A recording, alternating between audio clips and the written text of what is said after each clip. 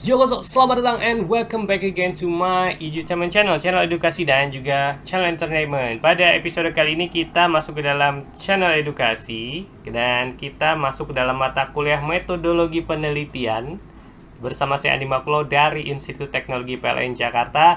Dan pada episode kali ini kita akan kita akan berapa nih? Kita akan belajar mengenai thinking proses atau proses berpikir. Nah, kenapa ini penting buat kita ya? Karena ya untuk menyelesaikan suatu masalah tentunya kita harus bisa berpikir. Nah, ini kita akan melihat dulu bagaimana caranya berpikir kita sehingga nanti kita bisa mempunyai kemampuan seperti inilah apa yang harus kita lakukan dalam proses untuk melakukan penelitian, tentunya diawali dengan proses berpikir. Nah, sebelum kita masuk ke dalam proses berpikir, kita akan review dulu. Marilah kita mulai pelajaran dengan melafazkan basmalah. Bismillahirrahmanirrahim. Baik, langsung saya mulai ya. Assalamualaikum warahmatullahi wabarakatuh. Selamat datang dan salam sejahtera untuk kita semua. Shalom bagi Anda yang beragama Nasrani. Om Swastiastu bagi Anda yang beragama Hindu dan Namo Buddhaya. Bagi Anda yang beragama Buddha, hari ini kita akan mulai pelajaran kita yang telah saya sebutkan tadi. Kita akan belajar mengenai proses berpikir ya di metodologi penelitian. Nah, sebelum kita mulai, kita akan review dulu pertemuan yang lalu ya. Kita akan membuat riset ya. Kita akan membuat riset. Tentunya riset itu ya kita awali dengan masalah. Ya, kita harus cari masalah ya, bukan masalah kehidupan, tapi ya benar sih masalah kehidupan, tapi masalah tersebut yang nantinya akan kita hadapi dan akan kita cari solusinya ya. Oleh karena itu, untuk mengatasi masalah kita membutuhkan suatu proses, yaitu proses berpikir. Nah, di sini nanti nih hari ini kita akan belajar bagaimana cara untuk mengaktifkan proses berpikir kita. Ya, setelah kita mendapatkan masalah, baru kita mengumpulkan data-data, fakta-fakta yang ada, kita kumpulkan. Ya, kita kumpulkan yang sesuai dengan topik penelitian kita. Kemudian kita narrow ya, kita kerucutkan yang mana mau diambil, yang mana nggak perlu. Ya, sehingga kita nggak terlalu banyak, nggak terlalu bingung. Ya, berikutnya baru kita timbulkan pertanyaan penelitian yang nanti akan kita jawab ya, yang akan kita jawab sampai mana, apa penelitian ini seperti apa yang akan diharapkan. Oke, berikutnya baru kita menetapkan batasan masalah ya. Jangan sampai penelitian kita terlalu melebar sehingga kita waktu untuk meneliti itu sangat panjang ya. Jadi kalau bisa kita gunakan batasan masalah. Karena ya kita cuma sedikit banget kan, waktunya cuma sekitar 4 bulanan ya. Setelah itu kita lakukanlah mulai ya, melakukan penelitian, melakukan studi kasus, melakukan observasi, penelitian, kunjungan lapangan, eksperimen dan lain-lain gitu kita lakukan. Setelah kita lakukan itu baru kita membuat laporan. Dari laporannya tersebut baru laporan kita akan diuji oleh penguji dan tentunya nanti baru saja memproduksi ya skripsinya. Nah, ini dia proses berpikir. Ya, proses berpikir ya. Menurut Charles S. Peirce, proses berpikir ya, seorang manusia yang berjuang untuk bertahan hidup pasti akan mengembangkan kebiasaan berpikir dan bereaksi untuk memenuhi kebutuhan manusia. Ya. Sejak kapan, pertanyaan saya nih, sejak kapan sih kita mulai berpikir? Sejak kapan kita mulai berpikir? Ya, sejak kuliah. Kuliah baru mikir gitu ya kan? Atau sejak dapat masalah baru mikir. Sejak kapan sih kita mulai berpikir? Ya, berpikir ya, itu secara proses berpikir itu merupakan hal-hal yang dilakukan manusia ya, secara alamiah kalau saya bilang ya. Sama seperti Charles Peirce tadi, seorang manusia berjuang untuk bertahan hidup pasti mengembangkan kebiasaan berpikir. Nah, sejak kapan kita mulai berpikir? Ya, sejak kapan kita mulai berpikir? Ya, kalau di sini kita lihat kalau kita mulai berpikir, ya sejak bayi, ya nggak? Kalau kita berpikir itu sejak bayi pastinya kan, proses berpikir itu bisa kita lakukan, ya nggak? Karena walaupun kita masih baru lahir, tapi betapa hebatnya Tuhan menciptakan kita, otak kita manusia untuk berpikir. Kita tidak tahu apa-apa, masih polos, tapi bagaimana untuk bertahan hidup, untuk mencari susu, ya nggak? Untuk mencari susu, untuk makan, untuk memenuhi kebutuhan hidup pada waktu kecil. Nah, itu mulai awal kita mulai berpikir. Bahkan dalam sebuah penelitian juga mulai berpikir juga mulai ada sejak di dalam kandungan. Oleh karena itu ada beberapa pakar menyatakan bahwa ketika bayi masih dalam kandungan harus diperlakukan dengan baik dan ada treatment-treatment khususnya untuk apa? Untuk mulai melatih proses berpikirnya. Nah, ini dia nih, proses berpikir ini ada dua ya. Kita berpikir secara alamiah dan juga berpikir secara ilmiah tanpa kita sadari. Tanpa kita sadari kita sudah melakukan proses berpikir ini. Dan tanpa kita sadari sejak dulu kita sudah melakukan riset, ya nggak? Riset tentang apa? Riset milih makanan, riset bahkan riset memilih pasangan, ya nggak? Dan yang lain-lain. Ini proses berpikir kita, ya, baik berpikir secara alamiah maupun berpikir secara ilmiah. Di sini kita lihat berpikir secara alamiah, ya. Berpikir secara alamiah merupakan pola penalaran yang berdasarkan kebiasaan sehari-hari dari sekeliling alam kita, ya. Jadi nih kalau berpikir alamiah ya berdasarkan kejadian atau berdasarkan pengalaman pribadi kita. Contohnya misal es itu dingin, api itu panas, itu berpikir kita secara alamiah. Sementara kalau berpikir secara ilmiah yaitu pola penalaran berdasarkan sasaran tertentu secara cermat dan teratur, ya. Contohnya, kalau ada awan sepertinya akan hujan, walaupun terkadang awan ya tidak menimbulkan hujan. Tapi kalau kita lihat berpikir secara ilmiah, ketika ada awan semakin lama semakin pekat, semakin hitam, akan hujan. Tapi kalau saya bilang walaupun semakin pekat, tapi kalau misalnya ada angin yang banyak, kayaknya sih kalau misalnya dia agak menyingkir berarti hujannya nggak jatuh di sini. Nah, itu berpikir secara ilmiah karena apa? Teratur, cermat dan lain-lain, ya. Nah, berpikir ilmiah juga digunakan sebagai alat untuk mengembangkan pengetahuan berdasarkan metode ilmiah yang kita pelajari pada kesempatan hari ini, ya. Pengetahuan ilmiah diperoleh menggunakan penalaran secara induktif maupun secara deduktif, ya, berupa bahasa, logika dan juga statistika. Nah, kita lihat nih. Proses tadi kan kita lihat ada proses induktif dan deduktif. Proses berpikir induktif merupakan proses pengambilan kesimpulan atau pembentukan hipotesis atau jawaban sementara yang didasarkan 1, 2, atau 3 fakta atau bukti-bukti yang ada. Ya, jadi kita mengambil keputusan berdasarkan bukti-bukti atau fakta-fakta yang ada. Terkadang nih tidak ada hubungan yang kuat dengan alasan dan konklusinya. Ya, pengambilan kesimpulan berdasarkan data yang diobservasi, lalu kita kumpulkan, ya, baru kita hipotesiskan ya, baru kita kesimpulan. Itu berpikir secara induktif, ya. Kita berpikir berdasarkan fakta-fakta yang ada atau bukti-bukti yang ada, baru kita simpulkan. Kemudian kalau induktif kayak apa? Nah, ini kok induktif ya, berpikir induktif ya. Kita lihat. Ini kebalik ininya nih. Ini dulu nih. Oke. Berpikir induktif ya. Kita lihat. Berpikir induktif berdasarkan fakta-fakta yang ada. Ya, jadi kita lihat berpikir induktif ya. Jika dibakar, plastik akan meleleh berdasarkan fakta, ya nggak, bukti-bukti yang ada. Jika dibakar sedotan, maka sedotan itu akan meleleh. Jika ember dibakar, maka embernya akan meleleh. Jika botol plastik dibakar, maka akan meleleh. Nah, dari hasil fakta-fakta yang ada, ya, dari hasil-hasil bukti-bukti yang ada, maka dapat kita simpulkan jika dibakar benda plastik akan meleleh. Itu berpikir secara induktif. Sementara berpikir secara deduktif adalah proses pengambilan kesimpulan berdasarkan alasan-alasan yang diajukan berdasarkan hasil analisis data.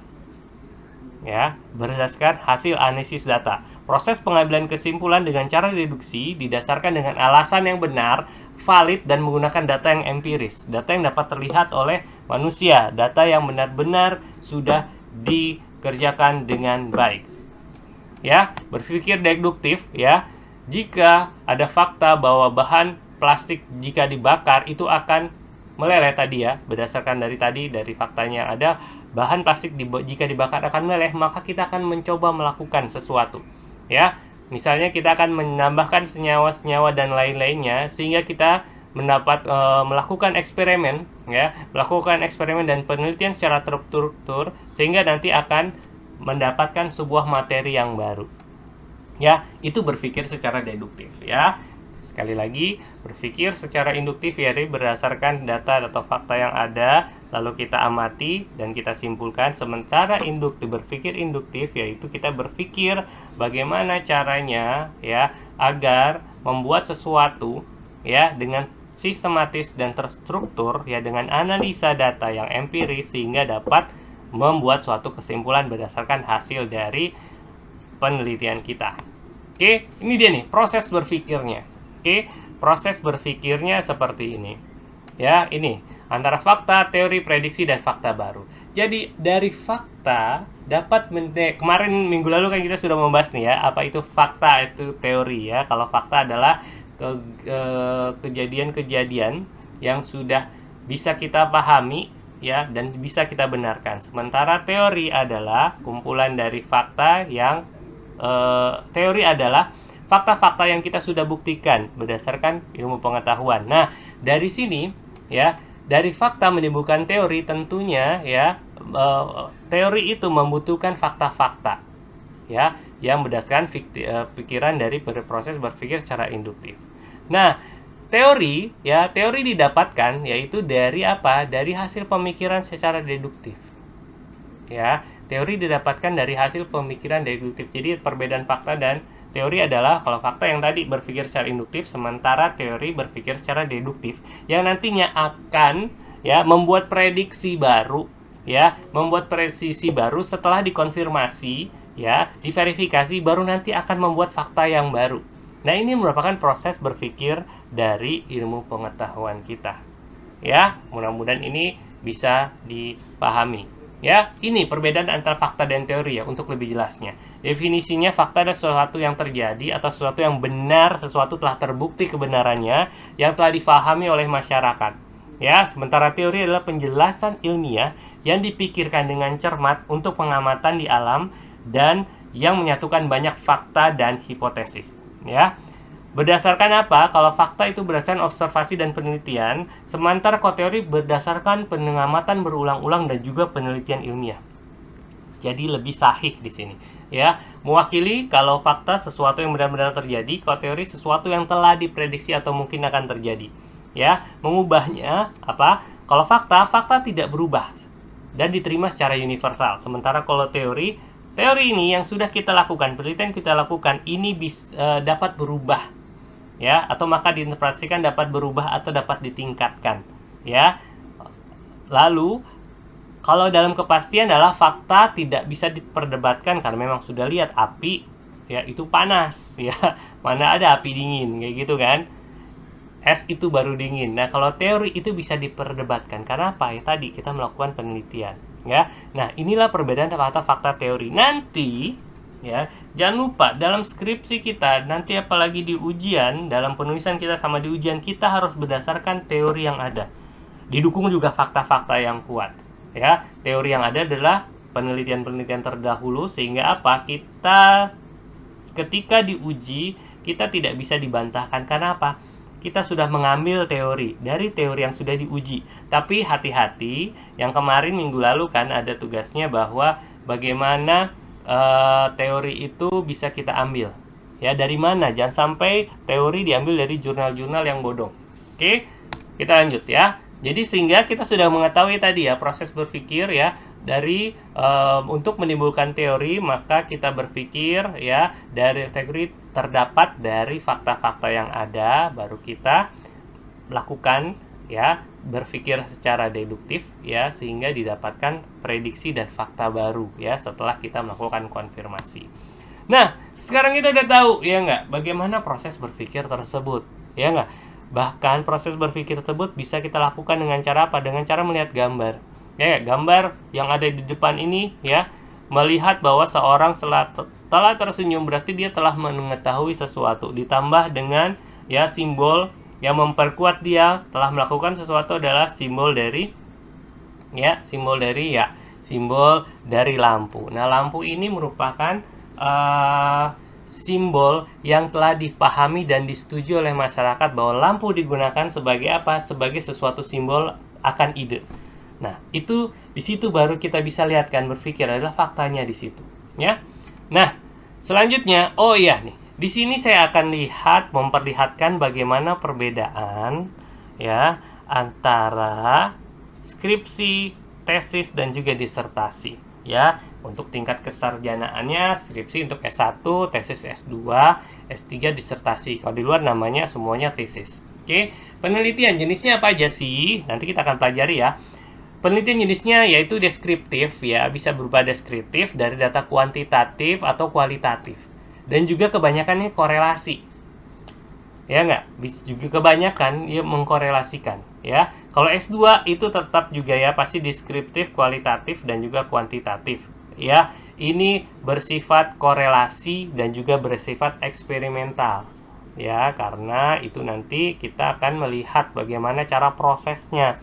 Sementara S3 itu deskriptif ya, secara kualitatif ya, korelasi dan juga eksperimen. Kenapa kita bilang lebih banyak ke kualitatif? Sebenarnya sih S3 itu ada ya. Kuantitatifnya kita juga berawal dari situ, tapi kita lebih banyak menjabarkan. Ya, lebih banyak menjelaskan sehingga kita nanti akan mendapatkan sesuatu. Ya, untuk aplikasinya kalau S1 untuk terapan yang bisa diterapkan. Sementara S2 juga merupakan terapan, tapi kita menguji teori yang ada atau bahkan kita bisa mengembangkan teori. Contohnya ya, kalau untuk S2 nanti ketika Anda mau ngambil S2 atau master, Anda membuktikan teori. Ya nggak, Anda membuktikan teori. Jadi kita ambil teori, ya, ada masalah kita ambil teori, ya, atau kita cari ketika masalah di kantor nih ada masalah, ya, masalah tersebut diselesaikan secara apa, baru kita cari teorinya mana.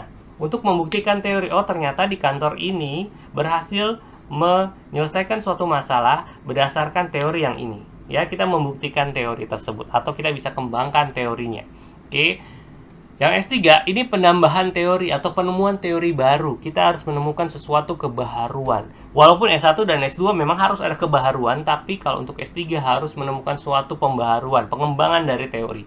Ya, kompleksitasnya adalah sederhana, minimal satu variabel jika deskriptif, dua variabel jika ada korelasi.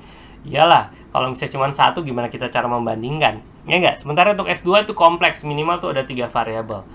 Kalau S3 itu variabelnya banyak banget, makanya ini agak pusing-pusing, tapi nggak apa-apa, kita nikmatin aja. Ya, nah ini ya, ini merupakan ya, ini saya kasih supaya apa, kita tahu pembedaan-pembedaannya. Dan dari sini juga mudah-mudahan di sini kita akan melihat bagaimana suatu proses berpikir itu ada. Ya, yang minggu lalu saya sudah kasih tugas bagaimana proses berpikirnya. Ya, bagaimana cara mencari. Ya, bagaimana cara mencari dan kita review. Ya, kita review seperti itu. Ya, nah untuk tugas minggu ini ya, apa yang sudah kita ambil ya, kita lihat lagi, kita review lagi. Ya, apakah itu termasuk terapan atau tidak yang Anda ambil? Ya, yang Anda ambil. Teorinya teori apa aja? Ya, jadi Anda lihat ini terapan atau tidak, lalu ditambahkan aja, tulisan Anda tambahkan aja, nanti masukkan lagi ke situ. Ya, tulisannya, jadi nanti ditambahin folder, di situ dimasukkan kembali, di folder Anda kan Anda sudah bikin folder sendiri itu namanya NIM sama nama. Di situ dimasukin lagi file baru, ya. Melihat apakah itu terapan atau tidak. Lalu teori apa saja yang dipakai. Ya, teori apa saja yang dipakai di sana. Ya, teori apa saja yang dipakai di sana. Lalu coba dilihat dia itu deskriptif atau kualitatif dan jelaskan. Ya, di sana pasti sudah ada penjelasan. Pada penulisan ini mengambil metodologi secara deskriptif, kualitatif atau kuantitatif, ya kan, bla bla bla bla. Tapi coba Anda jabarkan berdasarkan hasil pengamatan Anda. Oke, baik, saya rasa untuk kuliah kita sampai di sini dulu ya. Kita ketemu lagi minggu depan ya. Terima kasih banyak atas perhatiannya, dan jika ada pertanyaan silahkan layangkan di Microsoft Teams-nya ya. Nanti kita akan melakukan tanya jawab di Microsoft Teams. Silahkan langsung di chat saja di sana, atau kita nanti akan mengadakan pertemuan jika diperlukan. Baik, saya ucapkan terima kasih banyak atas perhatiannya ya. Selamat belajar, selamat menempuh keseharian Anda untuk hari ini. Terima kasih banyak sudah menyimak. Saya Animaklo dari Institut Teknologi PLN. Terima kasih banyak untuk perhatian Anda, dan mohon maaf jika ada hal-hal yang kurang. Sekian, wabillahi taufiq wal hidayah. Wassalamualaikum warahmatullahi wabarakatuh. Jaga kesehatan. Sampai jumpa minggu depan. Oh ya, dikumpulnya juga minggu depan. Oke, hari minggu depan. Ya, hari minggu depannya kalian ya, 1 hari sebelum kita kuliah. Oke, terima kasih. Sampai jumpa.